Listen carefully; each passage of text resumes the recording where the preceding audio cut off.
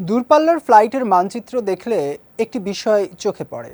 অনেক বিমান উত্তর মেরুর উপর দিয়ে চলাচল করলেও অ্যান্টার্কটিকার উপর দিয়ে খুব কম ওড়ে।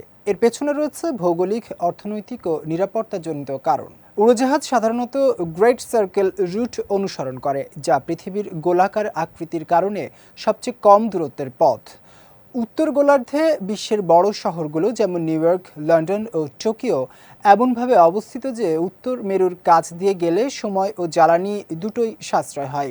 কিন্তু দক্ষিণ গোলার্ধের শহরগুলোর ক্ষেত্রে অ্যান্টার্কটিকা হয়ে গেলে দূরত্ব বরং বেড়ে যায়। তাই বিমানগুলো সাধারণত সমুদ্র পথের উপর দিয়েই চলে। অর্থনৈতিক কারণও গুরুত্বপূর্ণ। বিশ্বের সবচেয়ে ব্যস্ত বিমান রুটগুলো উত্তর আমেরিকা, ইউরোপ ও এশিয়ার মধ্যে।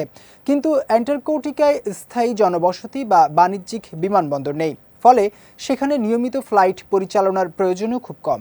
নিরাপত্তা আরও বড় বিষয়। আন্তর্জাতিক নিয়ম অনুযায়ী জরুরি পরিস্থিতিতে বিমানকে নির্দিষ্ট সময়ের মধ্যে বিকল্প বিমানবন্দরে নামতে সক্ষম হতে হয়। আর্কটিক অঞ্চলে এমন অনেক বিমানবন্দর রয়েছে, কিন্তু অ্যান্টার্কটিকায় প্রায় নেই বললেই চলে। সেখানে থাকা গবেষণা স্টেশনগুলোর রানওয়ে বড় যাত্রীবাহী বিমানের জন্য উপযোগী নয়।